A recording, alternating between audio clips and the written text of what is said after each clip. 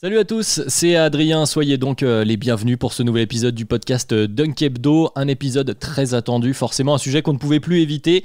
Et oui, en 2020-2021, les Knicks de New York sont de nouveau une équipe qui compte dans le paysage basket NBA. Et pour donc parler de ce retour en grâce de la grosse pomme, c'est le retour d'un format classique de Dunk Hebdo, maintenant on peut le dire, celui de la reprise en main du front office par l'équipe. Et avant de développer tout ça, je vais endosser le rôle de propriétaire donc des New York Knicks, et ce sera celui d'un Dolan nouvelle génération quand même. Et je vais vous présenter les deux autres membres du front office qui nous rejoignent aujourd'hui. Tout d'abord donc un general manager nouvelle génération, lui aussi un homme de goût mais avec un cruel manque de respect pour ses aînés. Et je parle surtout de rap, et c'est Ben. Comment ça va, Ben ? T'étais obligé d'amener ça dans le podcast, Adrien. Ça va, ça va très très bien.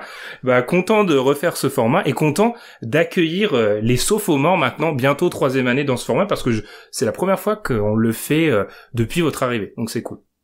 C'est vrai, on va se prêter au jeu, et également donc avec le 3e membre de cette réunion du board des Knicks.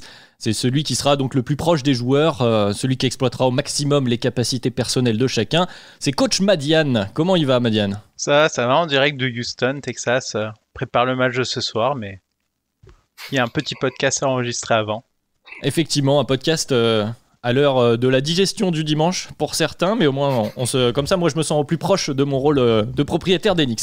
Donc messieurs, avant de rentrer totalement dans nos rôles, je vais me permettre de rappeler quand même le concept du podcast du jour pour nos nouveaux auditeurs, nouvelles auditrices. Dans ces épisodes donc de construction, reconstruction de franchise, les membres de l'équipe Dunk Hebdo se glissent donc dans les différents costumes du front office de l'équipe en question. Aujourd'hui donc les Knicks, avec donc ma personne en tant que propriétaire, comme je le disais, Ben en GM, Madiane en coach, afin d'essayer d'effectuer le bilan de la situation, d'anticiper la suite également. Et voilà, on va pouvoir attaquer ce nouvel épisode. Vous écoutez le podcast Dunk Hebdo et c'est l'heure de parler des Knicks. Bonjour messieurs, merci d'avoir accepté donc cette réunion qu'on attaque sans plus tarder, puisqu'il va falloir que vous m'expliquiez d'abord ce qui se passe pour cette saison du côté de New York. On sortait d'une saison où on était le 6e pire bilan de la ligue. On nous voyait encore en bas de tableau en début de saison. Notre over-under était à 22,5 du côté des parieurs de Vegas.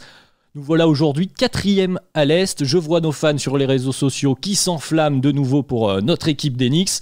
Alors j'entendais la semaine dernière notre responsable du scouting, Monsieur Guillou, qui minimisait un peu ses résultats. Monsieur le GM, qu'en pensez-vous de votre côté ? Que pouvez-vous me dire sur cette saison ? Je suis assez d'accord. La surprise, je pense, si je suis parfaitement honnête et transparent, je pense que nous sommes sans doute la franchise qui a le plus profité des conditions sanitaires. Ça a été déjà expliqué par le coach Madiane ici présent. Le fait que les joueurs des équipes adverses se rendent au Garden sans la foule, sans cette volonté de marquer les esprits, comme c'est souvent le cas, nous arrange, on va être honnête. Je pense aussi, il faut être honnête aussi, c'est une saison minée par les blessures, notre effectif a eu peu de blessures, et puis il faut aussi souligner le travail du coach qui a su, je pense, insuffler quelque chose. Après, ce qui nous réunit aujourd'hui, et c'est très important, il faut pas se voiler la face. On est 4e à l'Est. Est-ce que l'année prochaine, on sera plus fort que les Hawks ? Non. Est-ce qu'on sera plus fort que les Hornets ? Je ne pense pas. Est-ce qu'on sera plus fort que les Heat ? Absolument pas. Plus fort que les Celtics ? Non plus. Donc, il faut se féliciter du travail qui a été fait, comprendre pourquoi on en est là, mais il ne faut pas se voiler la face. Aujourd'hui, je dirais, si vous me permettez, monsieur le propriétaire, que l'objectif, il est triple. Identifier les raisons du succès, identifier les joueurs qui en sont responsables, et donc qu'on va conserver, et surtout réussir à rendre le collectif meilleur pour la saison prochaine. Justement, avant de revenir aux perspectives pour la saison prochaine, effectivement, on va devoir se fixer de nouveaux objectifs en prenant en compte cette saison. Parole à vous, mon cher coach, sur votre travail. Cette saison donc, qui était saluée par notre GM ici présent. Que pouvez-vous nous dire ? Quels sont les facteurs qui sont plus liés à un véritable travail de fond basketballistique, ou peut-être plus à un peu de chance ? Qu'est-ce qu'on peut tirer comme conclusion de cette saison jusqu'ici ? Je pense que déjà on peut parler de la défense. On est quand même passé d'une équipe mauvaise défensivement à une équipe sans être dans les meilleurs. Hein. On pourra parler de ces facteurs évoqués par notre scout lors d'un précédent épisode. Néanmoins, notre défense est devenue beaucoup plus sérieuse avec collectivement des fondamentaux, les fondamentaux de base que j'ai pu appliquer dans toutes les franchises par lesquelles je suis passé. On a récupéré nos fondamentaux, voilà. Maintenant, moi, il y a certains joueurs qui m'ont donné entière satisfaction et du coup que je souhaite reconduire. Il y a des joueurs sur lesquels, s'ils restent, j'en serais très heureux. S'ils venaient à partir, je pense qu'on pourra les remplacer. Je ne tiens pas forcément à les garder, on l'évoquera. Quoi qu'il arrive, au niveau du bilan de ce qu'on a fait cette saison, je pense que le plus important, c'est de se dire qu'on a quand même une fenêtre de danger. Il nous reste 9 matchs. On n'en a que 3 dans nos bases. On va enchaîner pas mal de matchs à l'extérieur contre des fortes équipes. Finalement, le match le plus facile est ce soir à Houston. Mais ensuite, nous enchaînons du coup, si je regarde mon board, nous enchaînons les Grizzlies, un peu plus prenable certes, mais ensuite Nuggets, Suns, Clippers, Lakers. Ça va être du coup une série difficile. Il faut absolument qu'on reste dans le top 6. Parce que ça risque d'être plus difficile si on était confronté à un play-in. Justement, ça c'est une réflexion que je me faisais justement avec cette histoire. Donc parlons-en de ce shooting où nous sommes une des meilleures défenses, ou la meilleure même en pourcentage des équipes adverses à 3 points face à nous. Pour autant, il semblerait, d'après les rapports qu'on m'a envoyés, qu'on alloue beaucoup de tirs ouverts, de ces tirs à 3 points, également de tirs près du cercle. Alors effectivement, sur la saison, ça semble plutôt continuer de nous sourire, et tant mieux, hein, on peut continuer à compter dessus, mais pour des séries, pour les playoffs, ça risque d'être un facteur déterminant. Si l'équipe en face met ses tirs, quid de notre fond de jeu, de notre identité défensive, qu'est-ce qu'on peut espérer une fois cette qualification acquise donc cette saison? Je suis assez d'accord avec vous, il faut se qualifier en évitant le play-in, parce que je pense justement, en parlant de ça, j'avais cité les blessures, et le problème pour nous, c'est que beaucoup d'équipes qui sont parmi nos concurrents directs reviennent en état de forme. Je pense aux Celtics qui ont en plus, certaines ont des pouvoirs ont des puissances de feu qui sont pas du tout les nôtres. Donc, je pense qu'on est devant une situation où il faut absolument aller accrocher le top 6, parce que, encore une fois, si on est honnête entre nous, on passe pas un tour, monsieur le propriétaire. Je pense qu'on va être honnête, on passe pas un tour. Et tout le cœur de notre discussion d'aujourd'hui, c'est de comprendre comment on va essayer de tromper nos fans en leur faisant croire que cette équipe-là était bonne, et en ajoutant quelques petites touches pour que l'année prochaine on réalise une aussi bonne saison, alors qu'en réalité on sait parfaitement que celle-ci se rapproche beaucoup de l'anomalie.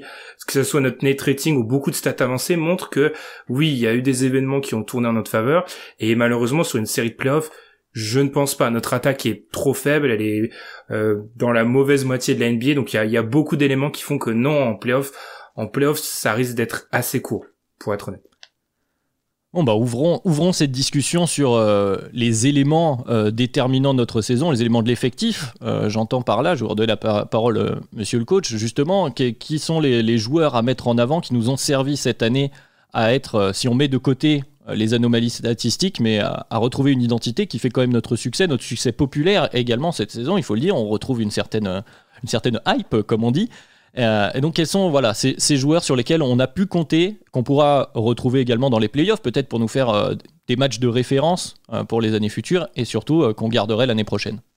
Moi j'évoque finalement 2 joueurs qui pour moi je souhaite les conserver dans mon 5 de départ, et un 3e sur lequel je pourrais conserver un profil similaire. Je parle évidemment de Randle et Barrett, que je souhaite garder du coup dans le 5 de départ l'an prochain. Je pense qu'on Barrett est sous contrat rookie, je pense que notre JM ne verra pas d'objection au fait de le garder, et moi je peux le faire jouer, et ça ne me dérange pas de le faire jouer, ça contribuera à son développement, tout le monde s'y retrouve dans cette affaire.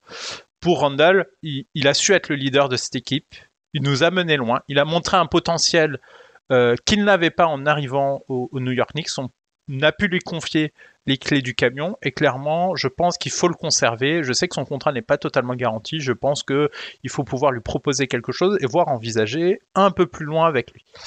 Voilà les 2 joueurs. Après, que ce soit à la main ou au poste 3, je n'ai pas de velléité particulière de conserver ces joueurs en tant que titulaires à ces postes-là.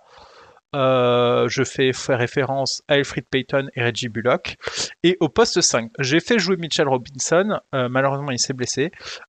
Après, Nerlens Noel m'a apporté beaucoup de satisfaction. Si on peut le garder à un prix raisonnable, je pense qu'on ne trouvera pas beaucoup mieux au poste 5. Mais je sais que c'est un marché difficile, que peut-être que le joueur a envie d'être payé. Et si on ne trouve pas de solution qui convienne à notre GM, je lui ai confié dans une réunion précédemment que j'étais OK si on trouvait un autre poste pour remplacer, parce que je pense que c'est peut-être la valeur la plus facile à remplacer. Très bien, avant de vous redonner la parole, cher GM, je voudrais ajouter une légère contrainte à cette histoire, effectivement, pour savoir si vous étiez d'accord avec ce que nous dit notre coach. Effectivement, on a quand même des joueurs, notamment les deux suscités, notre ami Julius Randle et RJ Barrett, qui sont devenus aussi des favoris de nos fans, et que de mon côté, j'aimerais également garder, ne serait-ce que pour l'image également des New York Knicks dans les années qui arrivent. Je vais me permettre de faire ma présentation dont je vous avais parlé. Vis-à-vis de notre franchise, je parlais d'une crise des 4 C. Qu'est-ce que sont ces 4 C ? Compétitivité, confiance, cohérence, continuité. Alors pour moi, on est sur des considérations qui sont à plus ou moins long terme. La plus court-termiste, c'est la compétitivité. Voilà, ça fait plusieurs années, on n'avait pas joué les playoffs depuis 7 ans.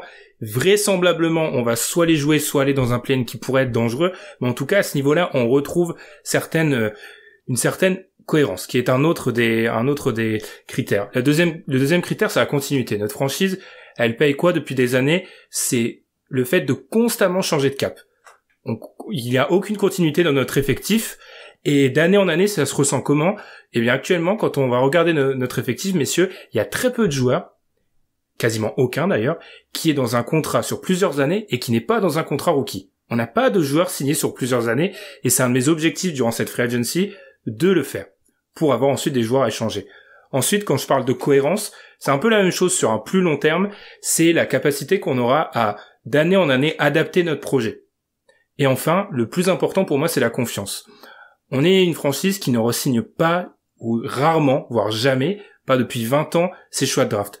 Je veux que quand notre franchise draft un joueur, l'agent de ce joueur puisse se dire « Ah, ce joueur-là, dans 4 ans, peut avoir un contrat. » Je veux que les free agents des équipes qui arrivent chez nous, notamment avec Julius Randle, puissent se dire « Ah, si je réussis une bonne saison chez les Knicks, je peux être payé, prolongé à hauteur de mon niveau. » Donc selon moi, c'est sur ça qu'on doit travailler. Justement, on en parlera plus tard, par rapport à un joueur comme Julius Randle, pour moi, ça impose de lui proposer une extension qui est juteuse. Alors, il va peut-être la refuser, parce qu'il pourrait parier sur lui-même et aller dans le marché l'année prochaine, ce qui nous arrangerait. La seule chose qu'il faut pour nous, messieurs, et c'est un peu machiavélique, il faut que notre volonté de lui proposer l'extension soit connue de tous, pour montrer que chez les Knicks, maintenant, quand on joue bien, quand on devient All-Star, on est payé. On n'est pas comme un Kristaps Porzingis qui a été envoyé aux Mavericks pour rien. Donc pour moi, c'est sur ces axes-là qu'il faut travailler. Et bien évidemment, je suis d'accord, Barrett va rester. Pour ce qui est des autres joueurs cités, le problème d'un joueur par exemple comme Nerlens Noel et le problème de notre équipe globalement, c'est qu'elle est faite de role-players qui ont surperformé, donc les autres équipes vont être tentées de parfois un peu les surpayer à la free agency. Il faudra s'en méfier. C'est sûr qu'il faudra s'en méfier, mais il faudra aussi quand même identifier ceux qu'on souhaite conserver un minimum, puisqu'effectivement, comme vous le disiez, on n'a pratiquement personne sous contrat l'année prochaine, et même si on va viser probablement des signatures, je vous en reparlerai de nos ambitions évidemment, il va falloir qu'on conserve certains joueurs. Alors, est-ce que du côté du coaching staff, est-ce que, j'ai vu que cette saison par exemple, il y a eu une prime aux anciens, aux joueurs qui peuvent contribuer tout de suite. On a peut-être moins vu de certains de nos jeunes joueurs. Je pense notamment au cas épineux de nos fans français, de Franck Nilikina, mais également un Obi Toppin, un Kevin Knox, qui a très peu vu le terrain. Sur l'axe des reconductions de joueurs, est-ce qu'on préfère garder nos jeunes dans une optique de développement, peut-être d'échange également, comme nous disait le GM, ou est-ce qu'on va plus viser des joueurs au profil de contribution immédiate, peut-être un peu plus vétérans? Alors, je vais être clair, je vais partager ma volonté. Franck, pour moi, je ne le ferai pas jouer. Même si on le conservait, je ne le ferai pas jouer. Ce sera idem de Kevin Knox qui restera au placard. Je compte pas le faire jouer. Pour moi, il n'a pas le niveau de l'équipe. Et pour Obi Toppin, s'il a le niveau, il peut rentrer dans ma rotation. Mais en tant que coach, je ne peux pas promettre. Donc, si une offre juteuse était faite à notre JM pour Obi Toppin, je ne serais pas triste de l'abandonner, mais au vu du discours du GM, je peux comprendre qu'il y a peut-être l'envie de donner envie à ces choix de draft. Mais pour moi, en tout cas, les cas de Knox et Ntilikina sont clairs. Ils ne rentrent pas dans mes plans.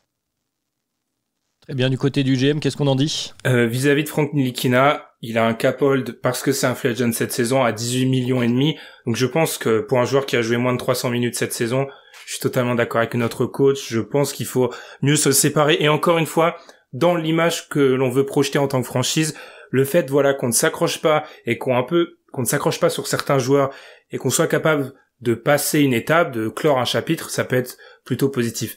Vis-à-vis de Kevin Knox et Obi Toppin, en tant que GM, je suis devant un peu un problème, une problématique, c'est que je veux pas avoir le problème qu'on va avoir avec Mitchell Robinson, c'est-à-dire d'être en fin de contrat rookie pour des joueurs dont je ne connais pas la valeur. Parce que il sera important pour nous de re-signer nos joueurs en contrat rookie, et un Kevin Knox va entrer dans une année charnière pour lui, et un Obi Toppin doit à un moment dans son développement de joueur voir le terrain. Parce qu'on ne peut pas arriver décemment on peut y arriver avec des vétérans sur une saison, mais il faut avoir ensuite un mix qui nous permet de juger de la valeur de ces joueurs, et bien évidemment, s'ils n'ont pas le niveau, alors bien sûr ils joueront pas, mais aussi parfois savoir leur donner leur chance. C'est pour ça que j'estime qu'il va falloir réduire de un ou deux spots le nombre de vétérans dans cet effectif. Très bien, très bien. Et donc, ça nous amène au remplissage de cet effectif. Vous parliez tous les deux d'identité un peu plus tôt sur le bilan de cette saison. C'est vrai qu'on peut revenir sur les joueurs qui ont contribué, qui sont des joueurs capables défensivement pour la plupart, même certains qui nous surprennent grâce au magnifique travail de notre coach. Mais on a été capable d'être efficace, notamment en switch. On a eu, vous parliez de nos pivots, dans deux styles un peu différents. Mitchell Robinson peut-être un peu plus athlétique, Nerlens Noel un peu plus intelligent sur ses placements défensifs, mais qui ont contribué très fortement à nos résultats cette année et à notre identité. De mon côté, je pense que ce retour de l'identité que nous avions il y a plus de 20 ans maintenant, mais qui a fait aussi les grandes heures des Knicks et qui a amené beaucoup de fans d'une certaine génération, a l'air de plaire et de ramener également les nouveaux, de nouveaux jeunes fans autour de nous. Donc peut-être qu'on pourrait garder ce côté-là, même si, avec donc tout ce que vous m'aviez dit, on a beaucoup d'argent, on peut re-signer certains joueurs, je pense qu'on a un peu d'argent de côté, et qu'on va pouvoir aussi remettre New York de manière plus pimpante au centre de la NBA, au-delà d'un Julius Randle et RJ Barrett, même si on va les conserver pour les remercier de leur service. À quel point pensez-vous que c'est possible dans l'année qui arrive peut-être, mais les années qui arrivent également? Alors si je peux me permettre, avant de laisser la place au coach, je pense qu'il y a déjà des réflexions qui doivent se faire sur deux joueurs qui sont dans notre effectif actuellement, qui sont Julius Randle et Mitchell Robinson, au niveau du montant. C'est-à-dire que Julius Randle, son contrat va être garanti pendant l'été, et surtout, il est éligible à une extension. Comme je l'ai dit, alors il faudra parler entre nous tous, mais je pense qu'il est de notre intérêt de lui offrir une extension, et même de lui offrir le max que l'on puisse lui donner à l'heure actuelle. Pourquoi? C'est un All-Star. Son max serait à 23 millions la première année, et le montant maximum en 2025-2026 serait à 30 millions, il aurait 31 ans. On n'est pas sur une extension qui est complètement folle, on est sur une extension à 4 ans, 106 millions. C'est quelque chose qui est plutôt raisonnable, ça nous offre un contrat sur plusieurs années, ça montre que quand on progresse chez les Knicks, on est rétribué, on est payé, et encore une fois, comme je vous l'ai dit, je sais pas s'il acceptera, mais je pense que c'est le premier move qu'on doit faire. Sécuriser Julius Randle et lui montrer que c'est quasiment son équipe, ou en tout cas en l'état, on compte sur lui. Est-ce que coach, vous pensez également que Julius Randle mériterait d'être donc avec un contrat max une des pièces principales en tout cas des Knicks des années qui arrivent, première pièce, deuxième pièce, à voir éventuellement? Oui, tout à fait. Moi, c'est ce que j'ai dit, je souhaite le conserver. Il a beaucoup apporté, c'est le leader de cette équipe. Il a montré des grandes qualités. Pour moi, il n'y a aucun doute. Et si notre GM pense que le contrat max est le bon, donnons-lui un contrat max, ça me convient parfaitement. Moi, derrière cette question de Julius Randle, pour moi, il faut qu'on investisse de l'argent sur notre poste 1 et notre poste 3, qui sont, à mes yeux, notamment sur le poste 1, qui est miraculeusement faible au vu de notre saison. C'est-à-dire que Elfried Payton est quelqu'un de très bien, un très bon joueur, et je l'apprécie énormément, mais ses qualités offensives sont douteuses, et malheureusement, pour moi, on ne peut pas se permettre 2 saisons de suite d'avoir un meneur titulaire qui ne peut pas apporter autant offensivement qu'on le souhaiterait, et j'aimerais apporter notre clé de lecture. Je souhaiterais du coup que ce poste de meneur puisse avoir un des 2 membres qui puisse défendre, et je ne pense pas que ce soit les qualités prochaines de RJ Barrett, et du coup peut-être avoir un meneur avec un profil un peu défenseur et de l'apport offensif, et pour donner un joueur type, j'ai indiqué à mon GM que le joueur idéal serait Malcolm Brogdon, si on est capable de le récupérer. J'entends, et puis c'est vrai que, sans vous faire offense, en ayant vu votre travail, c'est vrai que quand offensivement, ce ne sont pas nos qualités premières, et un meneur de très haut niveau offensif est quelque chose qui sied beaucoup à votre système de jeu et irait bien. Je voudrais poser la question, avant de parler des éventuels profils qu'on pourrait cibler, en commençant, donc pourquoi pas par le poste 1, de notre jeune pousse, autre rookie, cette année, Immanuel Quickley, qui a fait quelques sorties plutôt intéressantes offensivement. Je sais qu'il bénéficie d'une certaine cote de sympathie, notamment, on le sait, avec les draftés un peu plus bas, qui surperforment, ça fait toujours plaisir à nos fans. Quid d'Emmanuel Quickley? Est-ce qu'il serait capable d'endosser un rôle de meneur de sortie de banc dans les années qui arrivent? Qu'est-ce qu'on en pense? Bon, moi, c'est mon avis, c'est que je ne souhaite pas le maître titulaire de cette équipe. Je pense qu'il n'en a pas encore les épaules. Néanmoins, il a apporté des solides minutes. Il a gagné son temps de jeu, il l'a mérité. Il a montré des choses. Donc, pour moi, il jouera dans les rotations. Ce serait d'ailleurs toujours bien qu'il ait aux côtés de lui un meneur vétéran en la personne de Derrick Rose. Exactement. Je suis le coach Genix après tout. Et donc pour moi, il ne peut pas prétendre à cette place de titulaire. Il a quand même montré des signes d'inquiétude, notamment sur sa production offensive, qui n'est pas non plus si fabuleuse que ça. Néanmoins, il montre des choses, il est agressif, c'est très bien. Donc pour moi, à garder, mais dans la rotation. Est-ce que vous êtes d'accord du côté du general management, puisqu'effectivement, quand même, quand on vous a fait venir, mon cher coach, c'était aussi pour commencer à gagner des matchs, ce qu'on a réussi à faire cette saison. Et donc la question qui se pose, c'est si on continue dans cet objectif-là, effectivement, on va peut-être pas laisser tout le temps les clés du camion à un jeune meneur, un jeune arrière, et même si on a un Julius Randle qui s'est affirmé. Je suis assez d'accord avec le constat, il nous faut un meneur. Encore une fois, dans cette optique de redevenir sérieux, c'est souvent une blague dans les cercles NBA. Voilà notre quand on fait la liste des meneurs de notre franchise sur les dernières années, il faut remonter très loin pour en voir un décent. Donc c'est évidemment, je suis d'accord là-dessus. Je suis d'accord que si on est dans une logique de gagner des matchs à court terme, il nous faut un autre profil qu'Emmanuel Quickley, qui a un jeu qui est très risqué, qui est pas forcément le jeu qu'on va adopter dans notre style. Après, mon cher propriétaire, pour moi, investir sur le poste de meneur, on va parler des finances, c'est possible, on a de l'espace, il faudra réfléchir par rapport aux joueurs pour lesquels on va abandonner les cap holds et pour lesquels on va simplement on va perdre les droits, pardon. La question c'est, est-ce on part sur une optique on veut une équipe solide sur plusieurs années, donc on va peut-être aller sur un meneur plutôt un peu plus jeune, à qui on va offrir un contrat sur plusieurs années, 3-4 ans, ou est-ce qu'on part sur une logique où on veut quelqu'un qui garde la place avant d'avoir un plus grand meneur installé à moyen terme, et là du coup on partira, et il y a des possibilités cette saison, sur un meneur qui est du mauvais côté de la trentaine, pour le dire comme ça, et qui pourra nous rendre service pendant 1 ou 2 ans, qui sera payé très cher sur une free agency, mais qui en 2024 ne sera plus là. Je vais répondre à cette question par une autre question. C'est-à-dire que nous sommes New York, nous recommençons à gagner, on veut gagner. Ça, c'est un fait.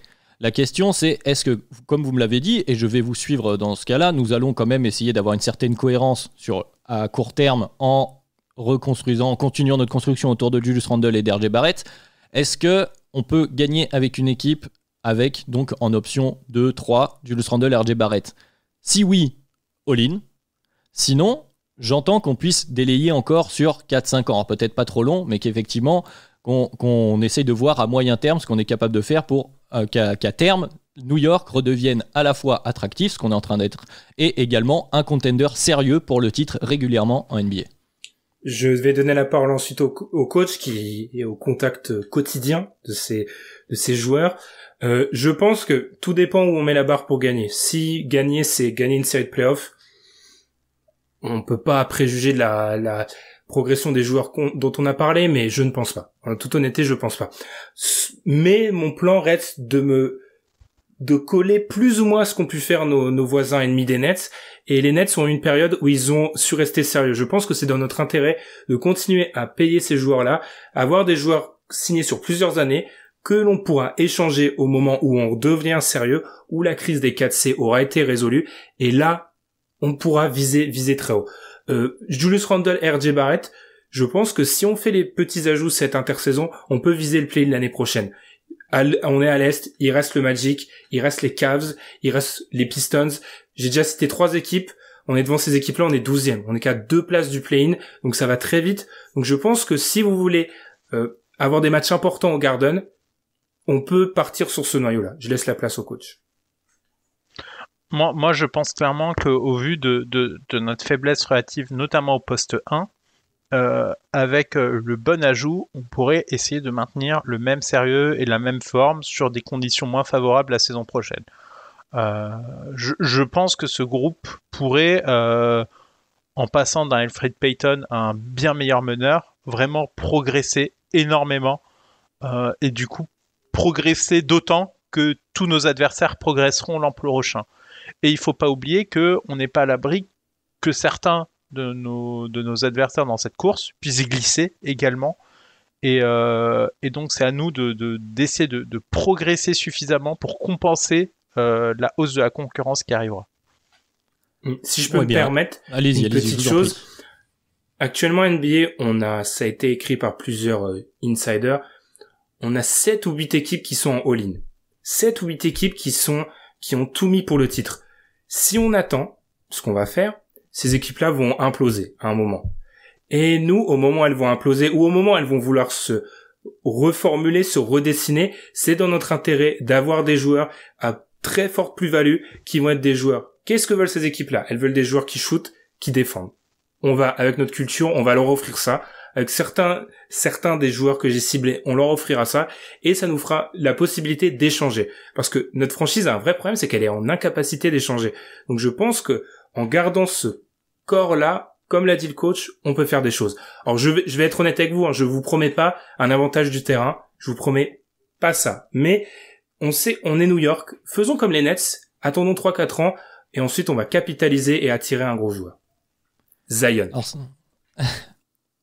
ça fait deux choses qui me parlent, parce que déjà effectivement c'est Nets qui commencent à reprendre la suprématie de la région new-yorkaise en termes de hype. C'est quelque chose qui nous embête, hein, soyons honnêtes, on veut leur reprendre. Donc parier sur leur all-in, le déclin de leur all-in en utilisant leurs recettes contre eux, c'est quelque chose qui me plaît plutôt bien dans l'esprit. Et effectivement, attirer un grand nom, on ne veut pas refaire les erreurs qui ont été faites, vous les aviez dit en début de réunion ces dernières années à New York. C'est vrai qu'on avait eu tendance à vouloir aller trop haut, trop vite, donc j'entends qu'il faille temporiser. Mais donc on est parti sur ce renforcement du poste 1 et donc de notre production offensive notamment, ça passe par là. Je pense qu'après sur le reste on verra comment on pourra continuer peut-être notre identité défensive, mais allons-y gaiement si j'ose dire. Que peut-on viser sur cette free agency ou via trade? Mais apparemment c'est limité, hein, comme vous l'aviez dit, on a très peu de joueurs sous contrat, on a très peu de pièces à échanger, peut-être des sign and trade, vous allez me dire. Mais que peut-on viser parmi les free agents de cette intersaison? Vous parliez de joueurs, mon cher GM, qui ont passé le cap de la trentaine sur la mauvaise pente. Est-ce que vous pensiez par exemple à un Kyle Lowry, j'imagine? C'est ça, j'ai identifié plusieurs joueurs. Alors c'est simple, on l'a pas encore vraiment abordé, mais si on abandonne les droits sur certains joueurs, on peut se permettre d'avoir une enveloppe à 50 millions. Il faudra encore déterminer ce qu'on va faire de Mitchell Robinson, qui a un cahier Pinot dont on va parler au moment de parler du poste 5. On est dans une année assez étrange au niveau des free agents. On a quelques meneurs confirmés, mais qui sont, comme je l'ai dit, qui ont pour certains passé la trentaine. Alors il y a l'option de rêve, c'est Kyle Lowry. Alors je pense que Kyle Lowry, contrairement au deuxième joueur que je vais citer, a l'avantage d'avoir déjà gagné un titre, donc il sera peut-être moins à la recherche de la bague. Les points positifs rapidement de Kyle Lowry, ça nous offrirait le meilleur meneur peut-être au 21e siècle qu'on ait eu, enfin en tout cas un meneur extrêmement solide. 3 points, défense, je pense que ça rentre dans ce que veut notre coach. All-Star, il apporte dans la culture de l'équipe, c'est un contrat court, ce qui nous permet, si on va un peu à l'encontre de notre stratégie, de se dire que s'il y a un mouvement chez les meneurs qu'on peut anticiper, beaucoup des meneurs dominants de la NBA vont arriver à la fin de leur contrat, ça va peut-être bouger, donc on serait aux aguets vis-à-vis de ça. Point négatif d'un Kyle Lowry, il a 35 ans et on va devoir le surpayer pour attirer quelqu'un, c'est-à-dire que de notre enveloppe de 50 millions, honnêtement, Kyle Lowry mangera peut-être pas loin de la moitié, voire plus. Donc ça limitera nos autres options. Je vais laisser le coach parler sur possibilité. Avant d'avoir les autres options, un mot sur Kyle Lowry du côté du coaching staff. Moi, ce qui me dérange, c'est plutôt la construction de long terme avec Kyle Lowry, mais je comprends les arguments du GM. En tout cas, c'est sûr que l'an prochain, nous serons plus forts avec Kyle Lowry sur le terrain que Elfrid Payton. Ça ne fait aucun doute. Honnêtement. On aime beaucoup Elfrid, mais effectivement. Donc, si notre GM pense qu'on pourrait peut-être récupérer autre chose de mieux plus tard, moi, je peux très bien composer avec un Kyle Lowry à la main. C'est clairement une montée de niveau au poste 1, et c'est ce que je souhaite et ce que je réclame clairement pour cette équipe. Donc pour moi, l'option, en tout cas, me semble très intéressante. Et donc si pour plusieurs raisons, soit on n'arrive pas à convaincre Kyle Lowry de signer chez nous, parce qu'effectivement il sera probablement parmi les free agents considérés par beaucoup de nos concurrents, où situons-nous la barre du compromis? Quels autres profils pouvez-vous nous présenter, mon cher GM? Alors j'ai ensuite listé des joueurs qui sont également free agents, mais pour des raisons parfois un peu différentes, diverses, dont selon moi il faut s'éloigner. On a Mike Conley, qui est un vétéran en fin de contrat. Alors pour moi il faut s'en éloigner, Mike Conley, pour plusieurs raisons. Déjà c'est un joueur qui a jamais joué de finale NBA et qui clairement dans ses déclarations veut aller dans une équipe qui joue des grandes choses. Donc je pense pas qu'il va aller vers nous en premier. J'aime pas trop ses risques de blessure, c'est un joueur qui joue moins de 30 minutes par match. On sait que notre coach aime beaucoup jouer avec ses titulaires, donc je pense pas que la solution Mike Conley soit la bonne pour nous, même si Mike Conley sur le terrain est un joueur qui nous aurait apporté beaucoup. Mike Conley dans ce qui peut être hors terrain et dans le joueur lui-même ne nous arrangerait pas. Sans compter, si on a un peu d'humour, que passer de Memphis, Utah à New York, il faudrait le préparer. Ensuite, pour moi, le joueur qu'il faut éviter, je donnerai la parole à notre coach après, c'est Dennis Schroeder. Pour moi, c'est le joueur à éviter de cette free agency. Son année de production avec OKC, c'est un trompe-l'œil, tout le monde le sait, le tir à 3 points a baissé. Il va pas s'adapter à notre système héliocentrique autour de Julius. Ça ne va pas marcher. Même s'il peut s'adapter à le système de notre coach sur du pick and roll, je pense que il n'est pas adapté à ce qu'on fait en 2021. Et puis, il va demander beaucoup de temps de jeu. On sait que c'est un joueur dont il y a eu parfois des problèmes vis-à-vis de son rôle. Donc, selon moi, c'est un joueur dont il faut s'éloigner à un cas particulier. Si son marché est beaucoup moins bon qu'anticipé, alors oui, ça peut être une solution de repli. Enfin, dernier, Goran Dragic, là je vais faire court, trop souvent blessé, il est bien du côté de Miami, il est une option d'équipe, donc on ne sait même pas s'il sera free agent. Donc selon moi, on est face à 3 meneurs dont il faut s'écarter. Ça, ce sont les anciens Knicks qui auraient signé ces joueurs-là. Nous, on ne veut plus de ça. Très bien, j'aurais peut-être un autre nom à suggérer, mais je voudrais d'abord entendre le coach, donc notamment sur les cas à éviter, donc de Mike Conley, de Dennis Schroeder.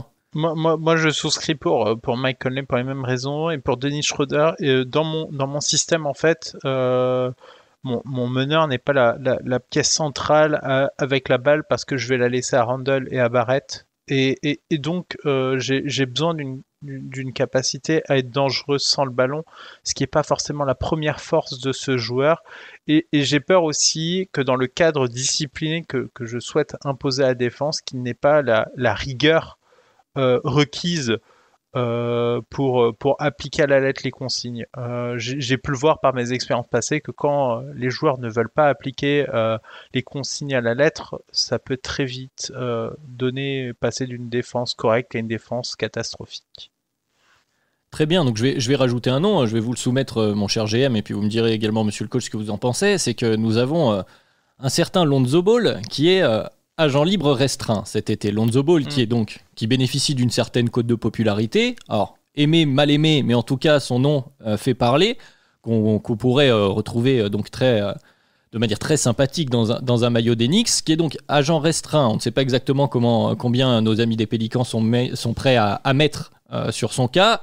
Peut-on, avec l'argent que nous avons, effectuer une offre raisonnable mais relativement conséquente pour dissuader nos concurrents de la matcher et pour coïncider avec la temporalité? Dans mon esprit, RJ Barrett, Julius Randle, Lonzo Ball, ce serait sur notre projet à moyen terme. C'est ma cible pour la free agency. Assurément, Lonzo Ball, je reconnais là, cher propriétaire, votre connaissance aiguë du basket. Il y a plusieurs rumeurs qui l'envoient chez nous. On sait que du côté des Pélicans, il est pas en odeur de sainteté. En fait, les Pélicans ont un problème avec Lonzo Ball, c'est qu'il est parfait pour eux, mais ils sont bloqués d'un point de vue financier. Et en plus, on sait que Lonzo Ball ne se plaît pas à New Orleans. On sait que voilà, c'est plutôt un joueur de grand marché.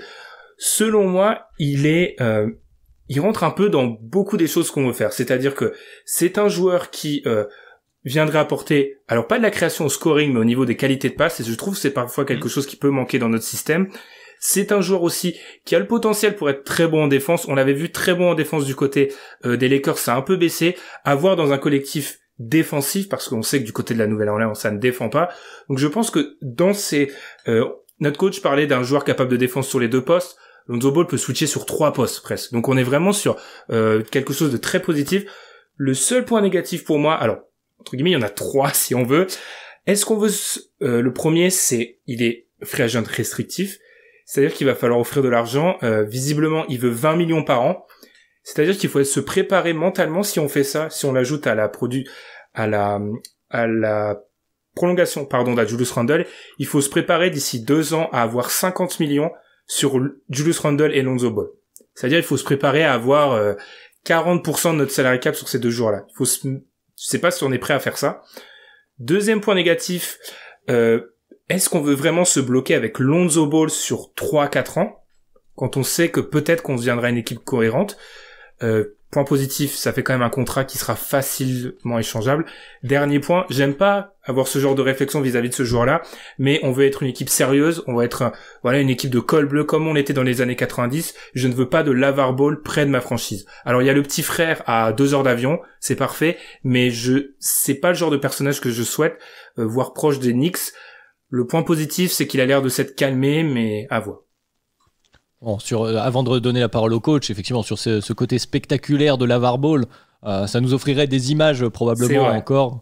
Et puis nous avons l'habitude de bannir les gens de nos gradins. Donc, disons que c'est une situation qu'on serait capable de gérer. Pour le contrat, comme vous disiez, effectivement, c'est à prendre en compte. À vous de me dire si du coup ça rentre dans cet objectif aussi d'être sérieux, dans cette stratégie qu'on va appeler stratégie nette, même si ça ne me plaît pas beaucoup de faire référence à cette équipe. Et comme vous l'aviez dit aussi, on en a parlé depuis le début de cette réunion. Besoin d'avoir des contrats peut-être un peu plus longs et des monnaies d'échange dans les années qui arrivent. Et c'est peut-être entre guillemets ce point négatif du contrat un peu plus long de Lonzo et de l'argent mis dessus peut se transformer en point positif si on le compare à un argent mis sur 2 ans sur Kyle Lowry, où Lonzo pourrait toujours avoir une certaine valeur. Qu'en dites-vous du côté du coaching staff? Moi, au niveau de ce que je souhaite mettre en place, déjà offensivement, je pense qu'il serait à l'aise dans ce que je souhaite dessiner, notamment au vu du rythme de jeu qui va être très similaire à des moments où il était extrêmement à l'aise aux Lakers avec une pace plutôt faible et du coup un jeu où on va lui demander de ne pas être le créateur du tir, mais peut-être celui qui va faire l'avant-dernière place, dernière place, mais du coup on va pas lui demander ça. Je pense que ça pourrait lui convenir. Défensivement, j'ai vu qu'il pouvait être discipliné, et notamment je me souviens de la saison qu'il avait effectuée aux Lakers, où suite à sa blessure, on a bien vu qu'il avait, que la franchise avait souffert défensivement à ce moment-là. Et du coup, ce qui me laisse à penser que ce qu'il se passe actuellement au Pays-Camp est une anomalie liée à globalement comment cette franchise souhaite fonctionner, c'est-à-dire sans défense. Et du coup, évidemment, ce ne serait pas la pièce centrale, mais il serait capable d'apporter ses efforts. Pour moi, il coche pas mal de cases. Donc pourquoi pas. Après, j'ai des doutes sur le nombre de minutes que je souhaite lui faire jouer et sa capacité à les encaisser physiquement. Je tiens à souligner quand même ce défaut qui quand même me gêne un peu, mais c'est à voir. Il se peut que l'an prochain nous ayons une rotation à 3 meneurs avec Quickley et Derrick Rose. Peut-être que je pourrais un peu baisser le curseur de minutes et jouer à 3 meneurs qui se succéderaient. C'est vrai qu'un... je vous coupe la parole. Excusez-moi, cher propriétaire. Je vous en prie. C'est vrai, oui, il faut citer ça. Lonzo Ball, c'est un joueur qui joue jamais 82 matchs et c'est un vrai point faible. Après, est-ce que c'est pas un point faible qu'on peut tirer en notre faveur? C'est-à-dire, est-ce que les Pélicans vont glisser vers lui ou vont peut-être abandonner cette piste-là, sachant que certains autres joueurs de leur collectif ont cette tendance-là. Donc peut-être qu'ils vont vouloir s'éloigner de ce genre de joueur. Et pour la gestion des minutes, juste rapidement, mon cher coach, il me semble que nos joueurs du poste 1 sont relativement longs et qu'on serait peut-être capable de trouver des minutes sur le poste 2 dans les rotations pour certains si besoin. Quelle connaissance du basket. Alors, écoutez, on essaye au fur et à mesure un petit peu de s'intéresser. Alors, en tout cas, on va peut-être pas trop s'étaler sur le cas Lonzo, parce que ce n'est pas sûr à 100% qu'on retrouve dessus. Donc cette histoire de meneur, si on doit prioriser dans l'ordre, j'allais dire Conley, et non, du coup, forcément. Kyle Lowry, Lonzo, et puis peut-être un troisième si jamais on n'y arrive pas. Quel type de profil rapidement si vous avez des noms? Dites-moi si on est d'accord sur en tout cas la hiérarchie au début des priorités. Moi je proposerais même Lonzo avant Lowry. Lonzo s'inscrit complètement dans ce qu'on veut faire. Très bien. Lonzo, Lowry. Alors ensuite, si on n'a aucun des deux, je dois vous avouer que la classe de free agency est pas très intéressante. C'est-à-dire qu'on va tomber vers des joueurs qui seront presque moins bons que nos titulaires. Donc là, on va être obligé il y a un pari, moi. Je vais demander au coach, parce que là, on est au-delà de mes compétences, mais j'ai mis Mike Conley en troisième, et à côté de Mike Conley, j'ai mis entre parenthèses, qui est pas vraiment un meneur, un Victor Oladipo, qui a free agent du côté de Houston, qui a des graves problèmes de blessures. Là, on serait vraiment sur ce qu'on appelle chez nous, au pays de l'oncle Sam, low risk, high reward, peu de risques, grande possibilité, où on est face à un joueur qui était All-Star il y a moins de 3 ans de ça, et qui est un peu en délicatesse avec tout. Donc je pense que ça peut être un pari qu'on pourrait faire sur 2 ans, un contrat avec une option sur la deuxième. C'est un pari qu'on pourrait faire si Lonzo et Kyle Lowry ne réussissent pas. Pourquoi pas, je suis pas forcément fan, parce que j'ai peur que si ce pari ne s'avère pas payant, qu'on se retrouve avec un boulet qui ne jouera pas énormément. Mais si on a la place de le faire sans négliger les autres pistes, pourquoi pas. Moi, j'aimerais demander votre avis sur un autre joueur. Et si on déplaçait pas mal de création ailleurs, avec un joueur qui nous a montré beaucoup de création cette année. Alors, sur la défense, je suis un peu plus gêné, mais on verrait comment on pourrait s'arranger. Est-ce que, monsieur le GM, monsieur le propriétaire, que pensez-vous d'un DeMar DeRozan pour déplacer un peu de création dessus?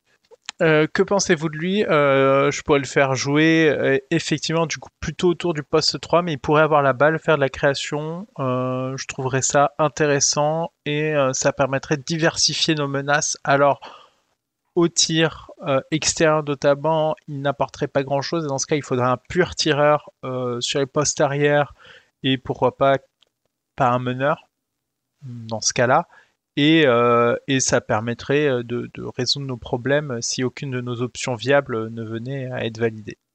Avant d'avoir votre avis, monsieur James, je voulais juste poser la question, est-ce que si on se part vers un DeMar DeRozan, donc qui serait associé à RJ Barrett, est-ce que ce serait plutôt sur les ailes et du coup il nous faudrait un tireur à la main, ou est-ce que vous considérez de c'est sur les ailes. Très bien. Très bien, donc on parlera de l'aile évidemment, bon, ça nous fait une transition. Donc monsieur le GM, quid de DeMar DeRozan? Est-ce que du coup après à la main ça nous oblige peut-être à revoir les ambitions à la baisse pour un profil purement shooter a priori? Je suis pas très fan de cette option pour plusieurs raisons. Alors déjà, le coach connaît mieux que moi l'effectif, mais je me demande à quel point il peut rentrer dans... Il est quand même dans un collectif très très fort du côté des Spurs. Je pense pas qu'on ait la prétention de actuellement, vu l'état dans lequel est la franchise, c'est-à-dire en progression, en train de se reconstruire petit à petit, je pense pas qu'on ait la prétention d'avoir cette espèce d'assise-là et cette capacité à faire... Nous sommes les plus mauvais de la NBA à ce niveau, je dois le reconnaître.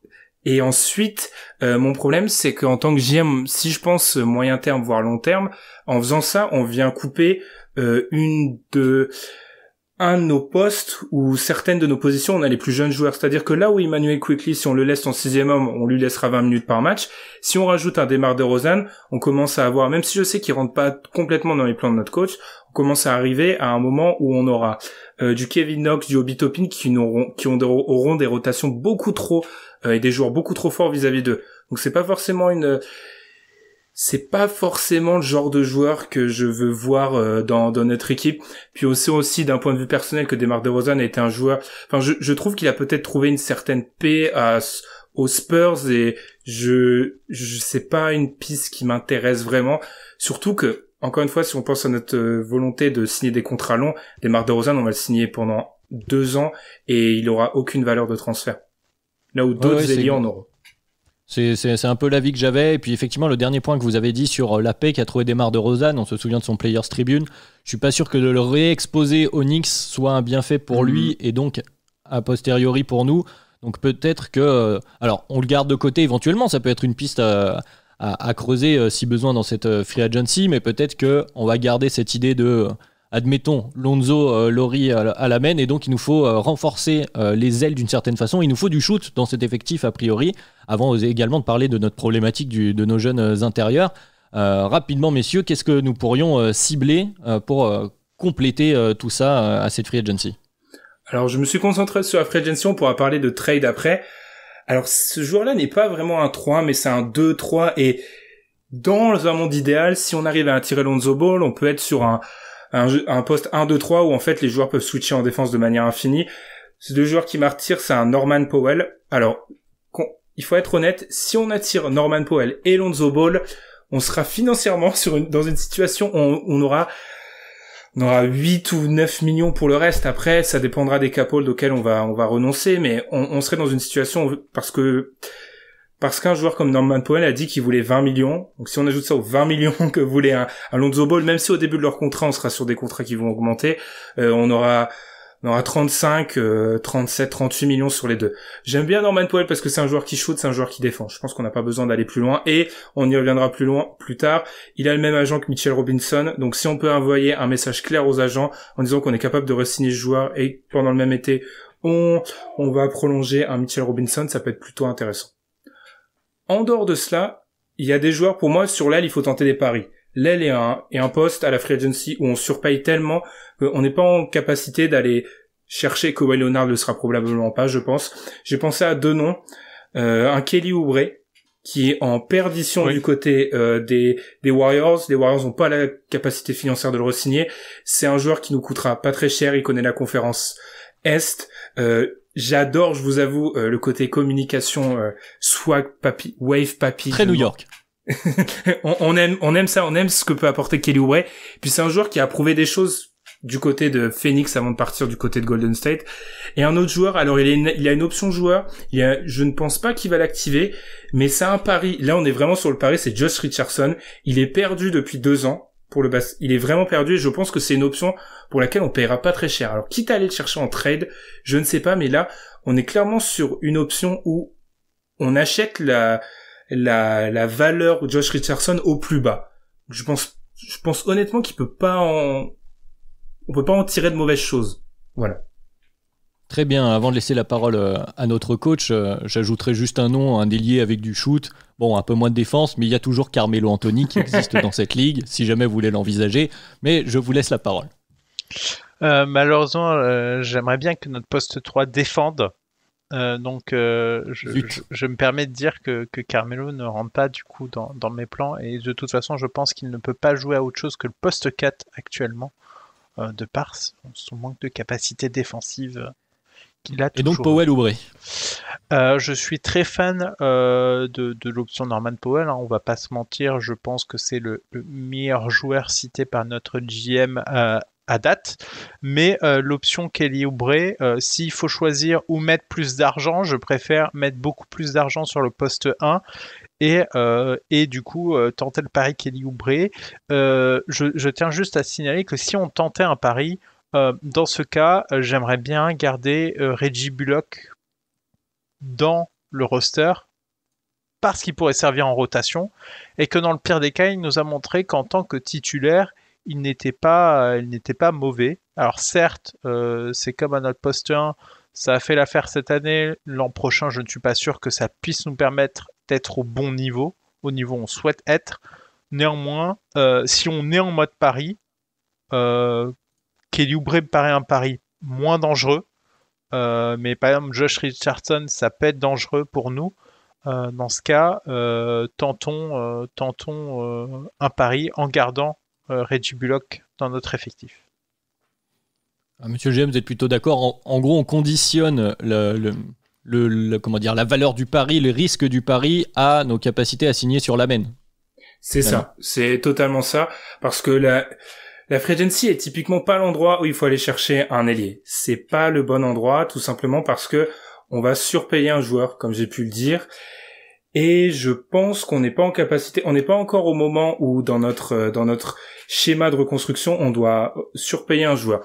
C'est aussi pour ça que j'ai pas été chercher des paris totalement surréalistes à la Otto Porter, qui est un joueur qui sera libre, mais qui selon moi a eu beaucoup trop de blessures, etc. Donc, je pense que Norman Powell, Kelly Oubre, Josh Richardson, c'est ce sur quoi on peut parier, parce que, comme je l'ai dit, actuellement, il y a trop d'équipes qui sont en all-in. C'est-à-dire que les ailiers intéressants vont être captés par ces équipes-là.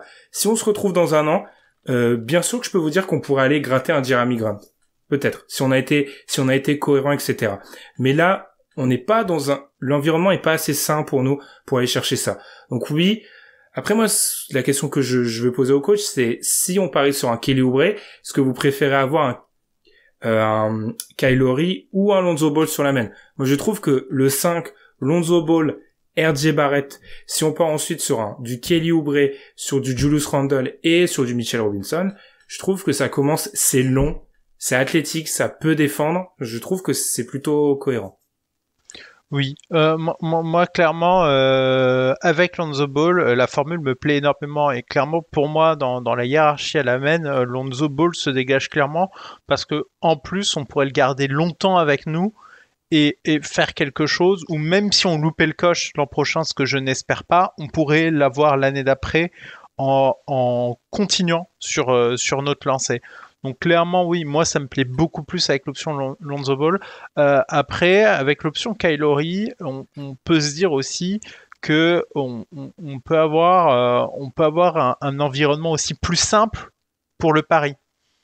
C'est-à-dire que si on a Kyle Lowry au poste 1, et Lowry nous offre un plancher. Un plancher, tout à fait, et en plus de ça, on est quand même un peu plus... le joueur sur lequel on pariera au poste 3, on lui en demandera moins que ce qu'on pourrait lui demander si c'est Lonzo Ball qui l'amène, parce je ne demanderai pas les mêmes choses à Lonzo Ball ou Kyle Lowry. Kyle Lowry est un All-Star, Kyle Lowry est un joueur champion NBA, je vais lui demander beaucoup plus de choses que ce que je pourrais demander à Lonzo Ball. Donc pour moi, c'est une affaire de pression. Si on met plus de pression sur le poste 1 et qu'on a un joueur référencé et vétéran, la personne de Kyle Lowry, dans ce cas, sur le poste 3, un pari est moins gênant. Si on a un Lonzo Ball, il vaut mieux qu'on soit sur une option plus sérieuse, même si c'est vrai que physiquement, athlétiquement, ça tient, mais je pense qu'on est sur un fil du rasoir pour la prochaine saison et que un ou deux facteurs négatifs en trop pourraient nous faire basculer dans le mauvais sens, ce que je ne souhaite pas.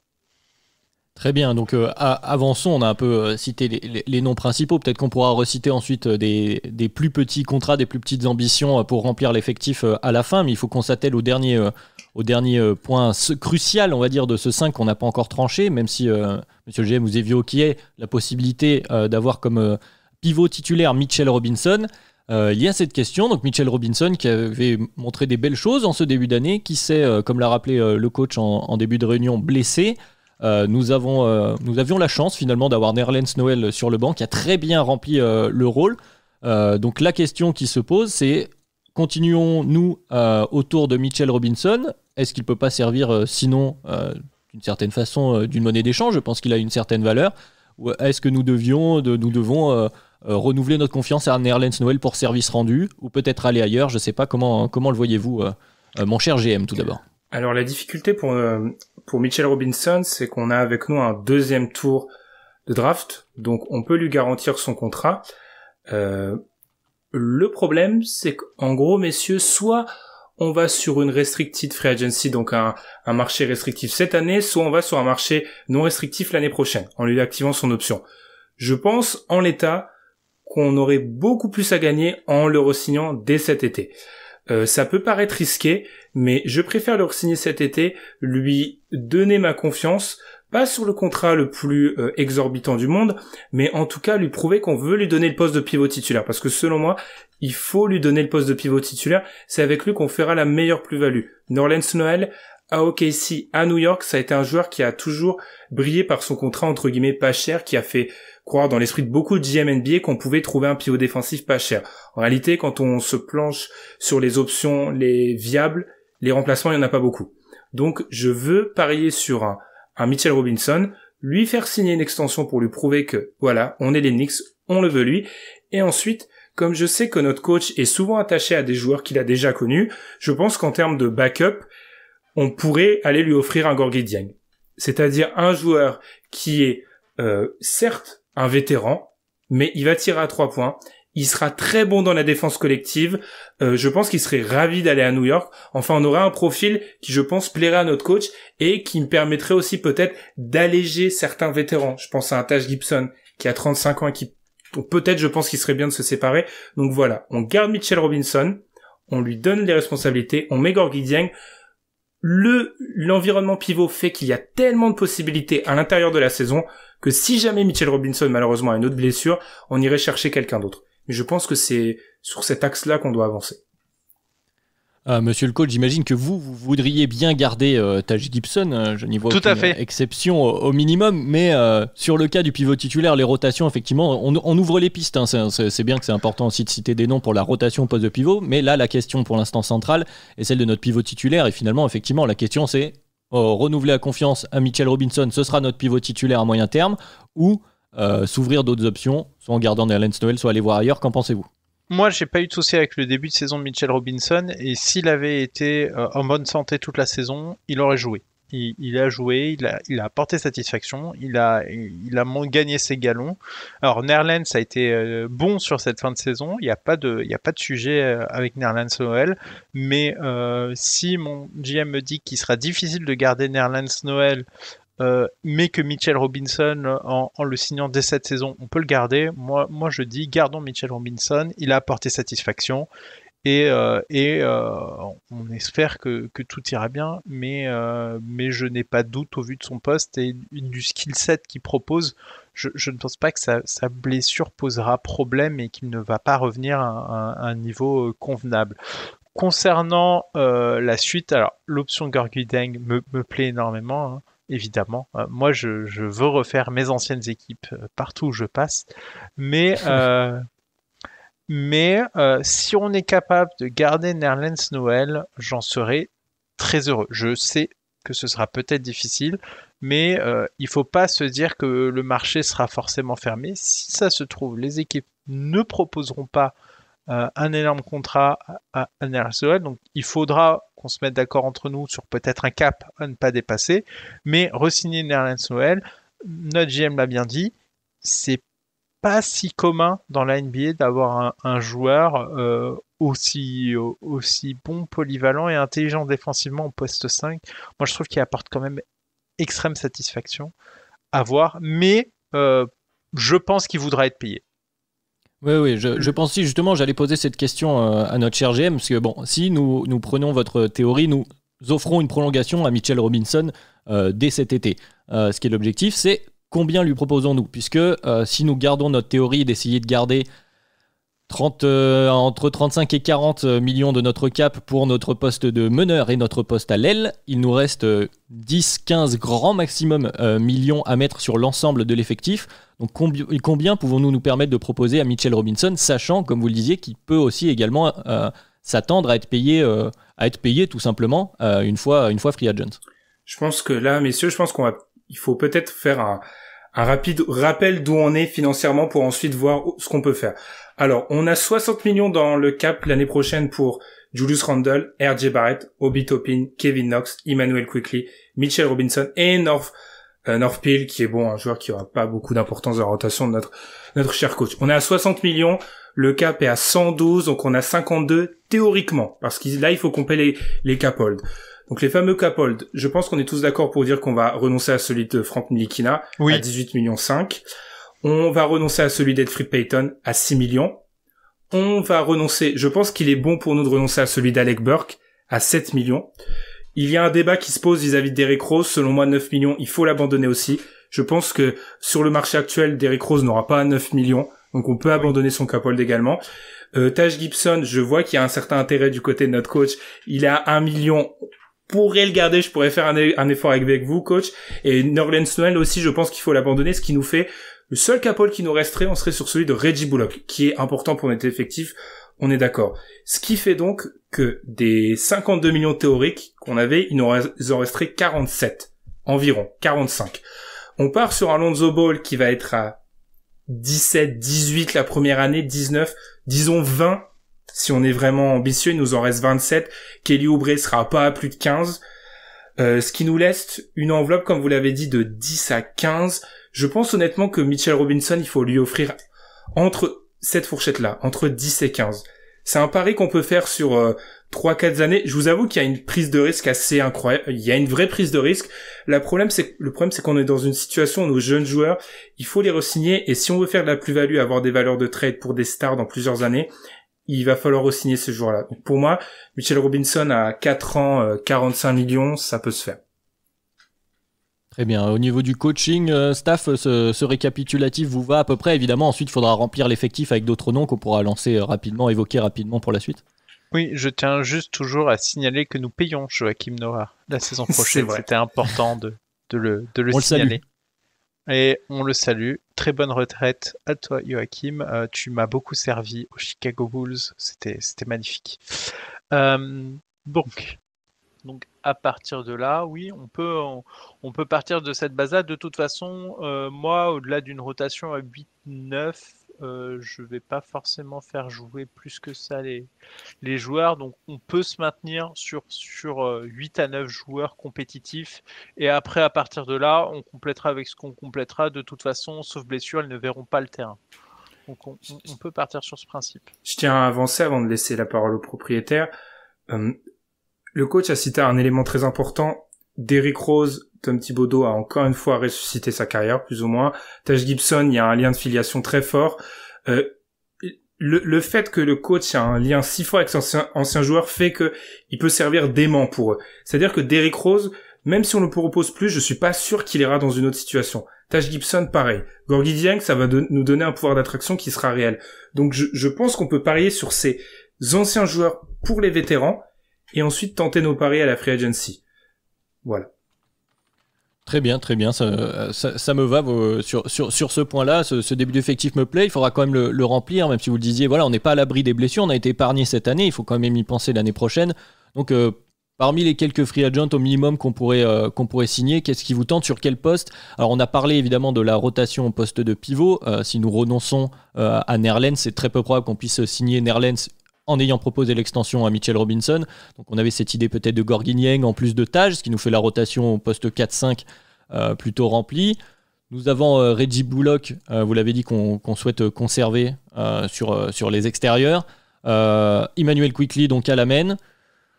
Que rajoutons-nous avec Obi Toppin peut-être sur les ailes au cas où? Est-ce que vous avez des noms, je sais pas, des paris d'anciens joueurs de notre cher coach avec un Tony Snell ou quelque chose comme ça? Si je peux me permettre, cher propriétaire, je pense pas qu'on ait besoin d'aller chercher d'autres joueurs parce qu'on a 2 choix de draft. Donc c'est vrai. Ça nous donnera la possibilité d'être extrêmement... on n'a pas ouvert ce volet-là. aura-t-on le temps vu que vous devez prendre votre jet pour Malibu. Dans notre approche, il faut en garder un seul. Il faut en garder un seul parce qu'on n'a pas besoin de 2 jeunes joueurs de plus. Ça soit dans notre intérêt. Je pense qu'on peut les utiliser comme monnaie d'échange. Un joueur, on parlait du poste de pivot qui a pas été cité, qui serait pour moi un pari. Alors là, c'est l'inverse de Josh Richardson. On va essayer de l'attirer au moment où sa valeur n'a jamais été aussi haute. Mais moi, je serais fasciné de voir un Miles Turner dans notre système. Alors Miles Turner, financièrement, on peut se le permettre. J'ai juste peur que la valeur soit trop forte pour nous à l'instant. Il a encore 2 ans de contrat. Indiana est en implosion à l'heure actuelle. Je sais pas si leur stratégie de garder une équipe solide va encore rester en place longtemps. Donc c'est un joueur, il faut surveiller. Il faudra appeler du côté d'Indiana. On passera les coups de fil. Est-ce qu'on est d'accord du coup que si jamais ce genre d'opportunité pouvait se monter avec peut-être nos 2 choix de draft, parce que moi il ne m'intéresse pas ces choix de draft, donc est-ce qu'on est d'accord que dans ce cas précis, on pourrait renoncer à la resignature de Mitchell Robinson et risquer la free agency non restreinte du coup dans un an? Bien évidemment, si on arrive à attirer Miles Turner, Mitchell Robinson, tout décale. Hein. Mitchell Robinson devient pivot remplaçant. Gorgui Dieng reste, je pense, mais il sera vraiment dans un rôle de bout de banc. Et on mettrait Mitchell Robinson face à ses responsabilités. Ça me plairait moyennement parce que dans l'approche que je vais adopter, qui est de favoriser les joueurs du cru, mais Miles Turner viendrait... on a potentiellement avec le coach la meilleure défense NBA, si on a Miles Turner. Enfin, si la chance avec laquelle les autres équipes tirent contre nous se perpétue, on peut avoir la meilleure défense NBA. Oui, sachant qu'on rajoute en plus du matériel avec un Kelly Oubre voire un Lonzo, donc dans l'optique, ça me semble pas mal. Rien à redire, monsieur le coach, sur cette idée de Miles Turner? Ce serait une excellente idée, ça m'éviterait de faire jouer nos choix de draft. C'est pour ça que si je peux me permettre, si on part sur ce type de joueur-là, en réalité, notre effectif est pratiquement complet, à l'exception des two-way, etc. Barrett, Toppin, Knox, Quickley, Robinson pour les jeunes, on est sur 5. On a Rundle qui est notre chess player, on part sur 6. Ensuite, Rose, Bullock, je peux accepter Gibson, on est sur 8, 9. Ensuite, on a notre meneur qu'on attire à la free agency 10, l'ailier 11, le pivot 12. Il y a les 2 choix de draft qui sont en suspens, on ne sait pas trop, mais en réalité, notre effectif est déjà complet et je pense que la mission est remplie parce qu'il est meilleur que cette année. Et nous sommes dans le cap a priori. Et, par contre, je tiens à signaler encore un autre point. Kevin Knox, si une équipe est intéressée à X moment, je tiens à rappeler que pour moi, il n'arrivera pas à faire notre rotation. Donc, si on peut économiser un peu d'argent pour peut-être donner un peu plus à un joueur plus expérimenté, se débarrasser de Kevin Knox ne me dérange absolument pas, au contraire. C'est pour ça, cher GM, que je pense qu'il est important, et je sais que votre jet vous attend, je pense qu'il est important de faire jouer nos jeunes, parce que une des raisons qui fait que Kevin Knox, personne ne m'appelle au sein de la ligue pour Kevin Knox, c'est qu'il ne joue pas. Et j'ai peur que un Obi Toppin tombe exactement dans la même situation, dans cette espèce de pénitencier Knicks où les jeunes joueurs ont peu leur place. Donc ça sera votre rôle, je pense, de trouver l'équilibre entre les résultats sportifs et faire jouer nos jeunes. Très bien, c'est quelque chose qui me va bien. Et effectivement, pour rappeler aussi notre objectif, qui pour l'instant de retrouver le sérieux, de tout de même gagner des matchs, cet effectif me plaît plutôt, ce plan me va bien.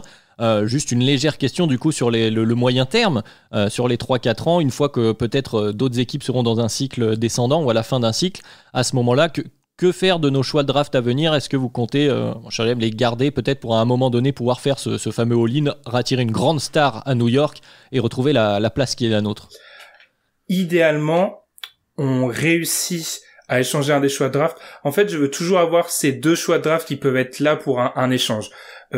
Si on veut parler clairement, si vous voulez, après qu'on ait parlé de joueurs titulaires solides du rêve, je pense que si on veut viser une free agency en étant sans être trop optimiste, on peut commencer à réfléchir en 2023, je pense. 2023, on aurait encore du Lonzo Ball sous contrat, si jamais il vient.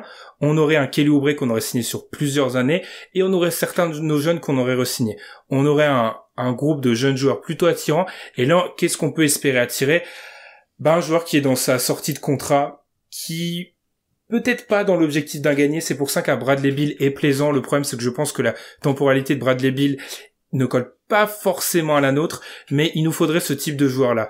Je pense aussi que ça va peut-être pas vous plaire, mais il faudrait réfléchir à un moment à se tirer peut-être une star qui sera peut-être en fin de course, mais qui, voilà, viendrait montrer que les Knicks sont de retour. Je pense, alors, je sais que personne ne veut croire que ce joueur quittera un jour sa franchise, mais Damian Lillard, c'est un joueur que je garde du coin de l'œil. Parce que je pense que au moment où il partira de sa franchise, il partira peut-être un an trop tard, et les gros à ce moment-là seront plus sur lui. Pourquoi pas s'attirer un Damian Lillard, être sur ces joueurs-là qui ont passé 30 ans, qui restent forts pour montrer les Knicks sont là, les Knicks sont sérieux, et ensuite, une fois que ce joueur-là sera peut-être arrivé, eh bien là, on ira chercher la superstar. Oh, c'est bien vendu. J'aime beaucoup cette phrase de fin. Monsieur le coach, est-ce que vous voulez rajouter quelque chose à ce plan à moyen terme? Oui, moi j'ai aucun souci. De toute façon, dès lors que le joueur est vétéran, avec de l'expérience dans son 3e contrat et peut apporter, moi j'ai aucun souci avec ça. Surveillons, on sait jamais, peut-être l'évolution de la situation de Jimmy Butler, un tel joueur qui a mené brillamment Miami au final NBA.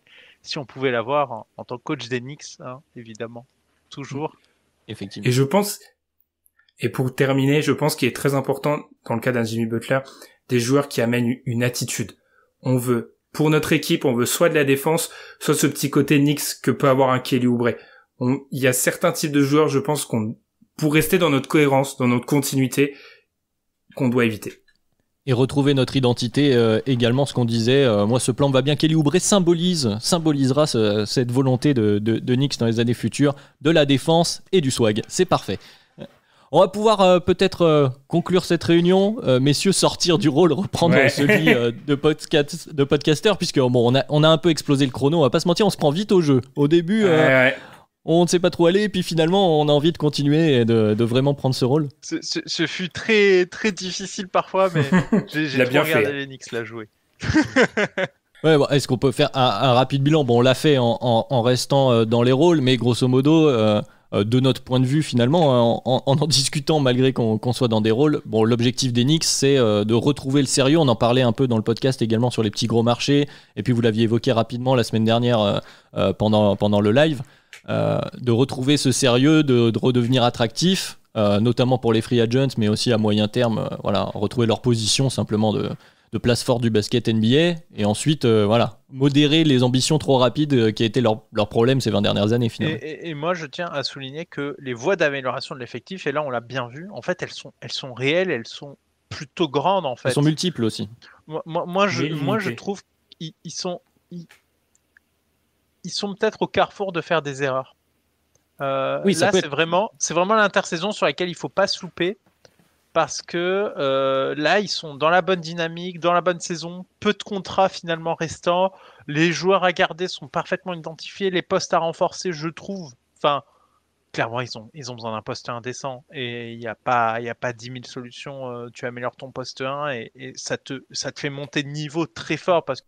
Oui, mais Thibodeau fonctionne comme ça. Les équipes de Thibodeau, donc par expérience Bulls, je pouvais pas trop me mettre là-dedans, mais par expérience Bulls, les équipes de Thibodeau, l'attaque fonctionne sur ton fort meneur, et de la défense sur son système, parce que c'est un coach très intelligent défensivement, malgré la chance qu'on a évoquée, mais offensivement, il a besoin de fortes individualités, effectivement.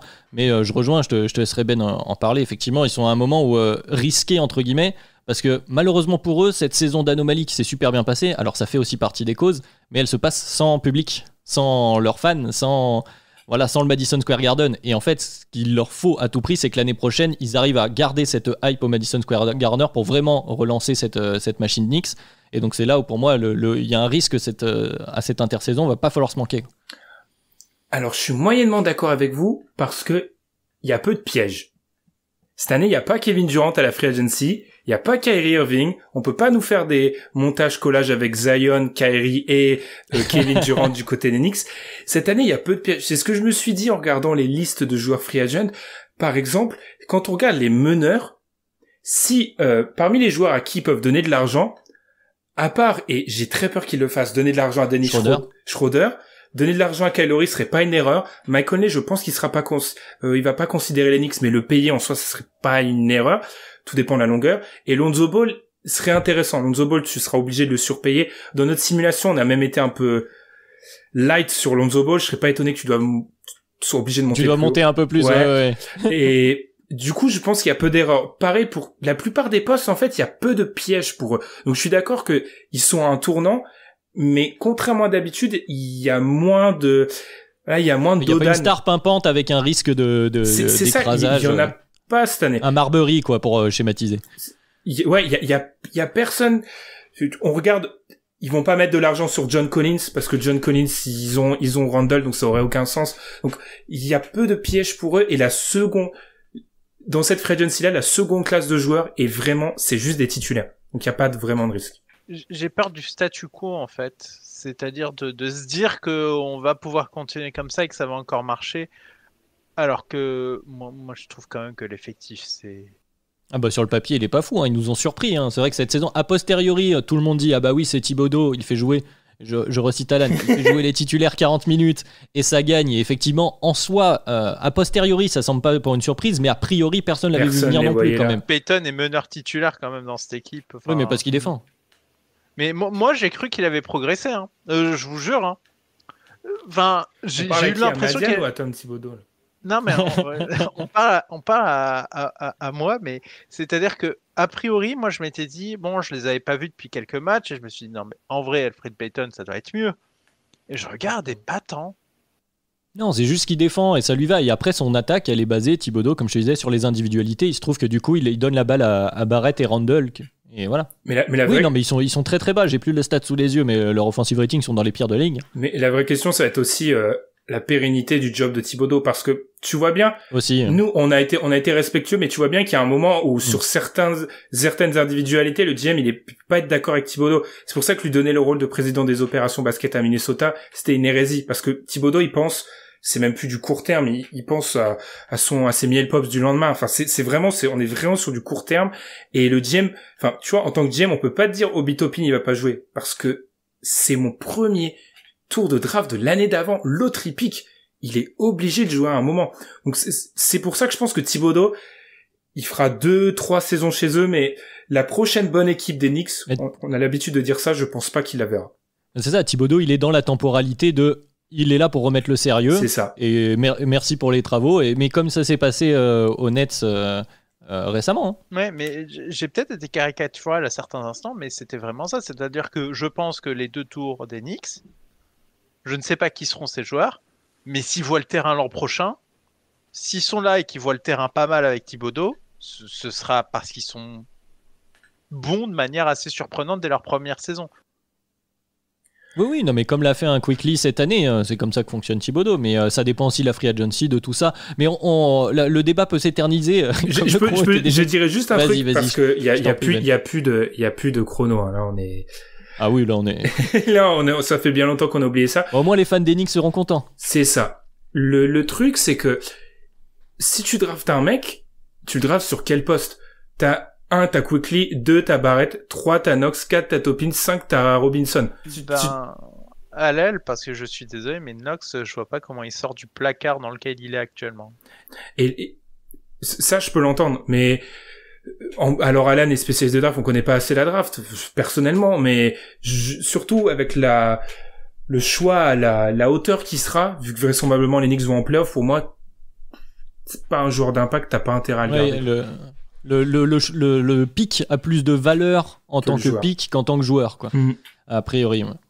C'est possible. En tout cas, à voir, mais un cas particulier très intéressant de construction-reconstruction, c'est Knicks, parce que y a cet élément de surprise de cette année, la progression de Julius Randle, on l'a évoqué assez rapidement, mais qui est quand même qui change la donne en fait de la temporalité Knicks.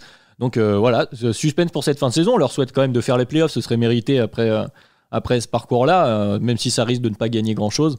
On leur souhaite que ça se passe bien. En tout cas, voilà, on va arriver au bout de ce podcast de cette semaine. J'espère que l'exercice vous aura plu autant qu'à nous, hein, vu qu'on a explosé le chrono. On était obligé effectivement de parler de ces Knicks au bout d'un moment. D'ici là, on vous remercie d'avoir écouté le podcast de cette semaine. On vous rappelle que vous pouvez toujours nous retrouver sur les plateformes de podcast, toutes vos plateformes préférées, Apple Podcast, Podcast Addicts, Spotify, c'est vous qui choisissez bien sûr. On est également sur YouTube quand on n'a pas de problème technique, on espère que tout ira bien cette semaine. Sur Twitter également, n'hésitez pas à nous retrouver et à débattre avec nous de cette histoire, de cette théorie des Knicks au nom de Dunk Hebdo, tout simplement. Et puis voilà, la saison 2020-2021 elle approche de son terme. Là, on a les play-ins qui vont démarrer dans une quinzaine de jours maintenant. Donc on va encore avoir des choses à dire. Peut-être on va parler des Knicks. Donc rendez-vous la semaine prochaine pour un nouvel épisode du podcast Dunk Hebdo. D'ici là, portez-vous bien. Et merci Ben et merci Madiane. Power Ranking la semaine prochaine. Salut. Allez, c'est dit. Salut.